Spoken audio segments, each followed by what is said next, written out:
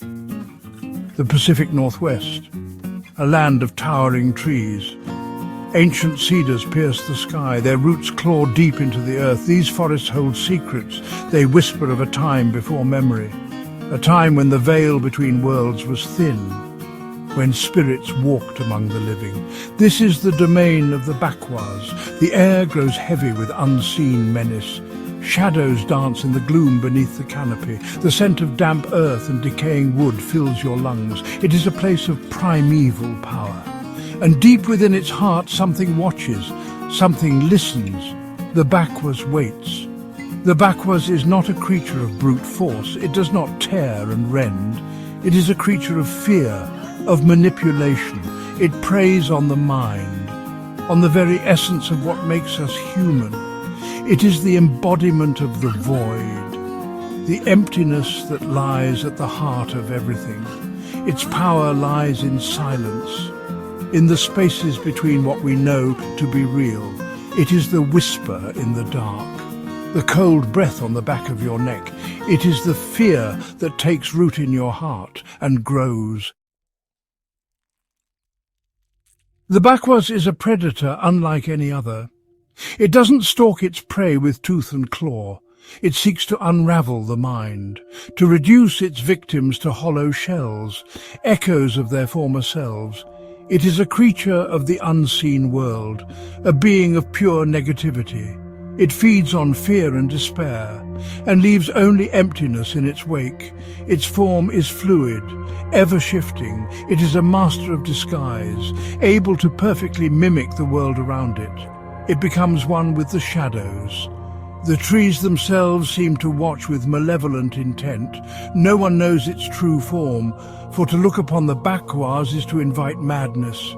Some say it resembles a humanoid figure, tall and gaunt. Its limbs are impossibly long and thin. Its skin is like bark, rough and dry. But beneath this facade lies something far more sinister. The Bakwas is hollow, an empty shell, a void given form.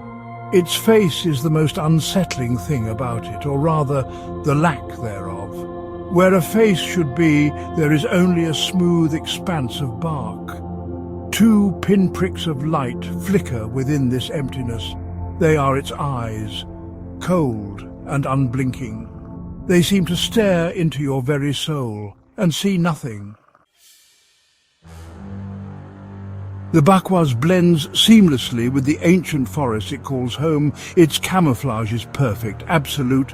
It becomes one with the shadows and the trees. It could be standing right beside you, and you would never know until it is too late. Imagine walking through the woods. The air is thick with the smell of pine needles and damp earth. The sun filters through the canopy in dappled rays. You feel a sense of peace, of solitude. But you are not alone. The Bakwas is watching you. It studies you, learning your fears, your weaknesses. It is patient. It will wait for the perfect moment to strike. When you are at your most vulnerable, when your guard is down, that is when the Bakwas will make its move. You hear a twig snap behind you. You turn, but there is nothing there, just the endless rows of trees, watching you, judging you. You are filled with a sense of unease, a feeling that you are being watched. You are right. Section 4, The Hunter's Ballad. The Bakwas is a master manipulator of sound. It uses this ability to lure its prey, to disorient them, to drive them mad. It can mimic any sound it hears, perfectly. It can be the voice of a loved one calling your name, the sound of a child crying in the woods. Or it can be something far more insidious, something that claws at the edges of your sanity. Imagine this. You are walking through the woods. You hear a familiar voice calling your name. You turn to see who it is, but there is no one there. You call out again, but there is no answer, only the sound of your own voice echoing through the trees. You are starting to get scared. You decide to turn back. But as you do, you hear the voice again, closer this time, and it is calling your name. Over and over again, the Bakwas is drawing you in, deeper and deeper into the forest, away from safety, away from sanity. The sound of the voice is hypnotic, soothing. You feel yourself being drawn to it like a moth to a flame. You are powerless to resist. Section 5. Echoes of Madness. The Bakwas's call is more than just sound. It is a psychic attack, an assault on the very core of your being. It weaves its way into your mind, planting seeds of doubt and fear. It unravels your thoughts, leaving you lost and alone in a sea of madness. Exposure to the Bakwas's call has a profound effect on the human psyche. Victims experience a range of symptoms: disorientation, confusion, hallucinations, paranoia. The longer one is exposed to the call, the more severe the symptoms become. In extreme cases, victims lose all sense of self. They become hollow shells, empty vessels for the Bakwas to inhabit. They wander the woods aimlessly, their eyes vacant and lifeless. They are no longer human.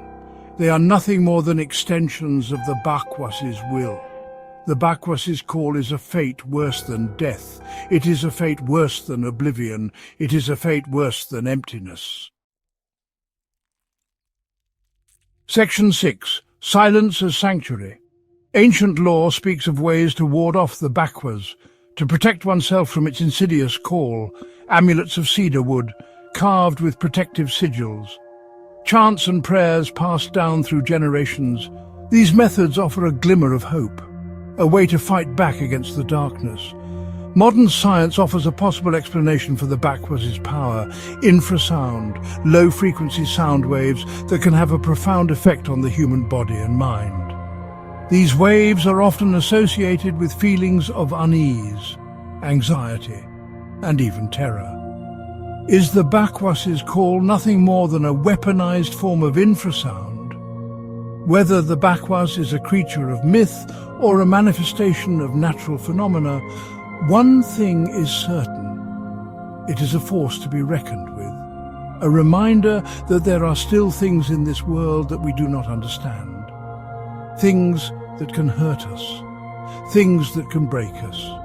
If you ever find yourself in the ancient forests of the Pacific Northwest, be wary. Listen carefully to the sounds of the forest, and if you hear a voice calling your name, a voice that seems to come from nowhere, do not answer, do not turn back.